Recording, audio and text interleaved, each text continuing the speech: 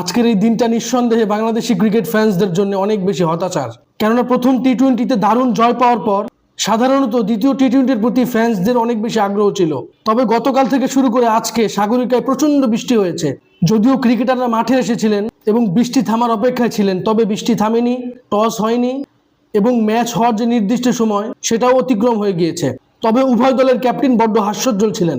এই ম্যাচটা হলে সিরিজটা নিঃসন্দেহে আরো জমজমাট হয়ে উঠত। তবে মিরপুরে যদি লাস্ট ম্যাচ হয় তাহলে হয়তো বাংলাদেশ সিরিজ জিতবে, না হলে নিউজিল্যান্ড সিরিজ ড্র করবে।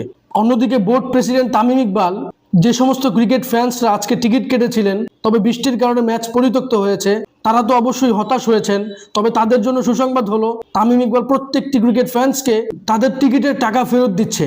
বিসিবি অতীতে এইরকমটা করেছে বলে আমি অন্তত জানি না। তবে আমরা আশা করব লাস্ট ম্যাচ যেন মিরপুরে অবশ্যই হয় এবং বাংলাদেশ যেন সিরিজ জিতে। এ নিয়ে আপনাদের কোনো মতামত থাকলে অবশ্যই আমার সাথে শেয়ার করবেন।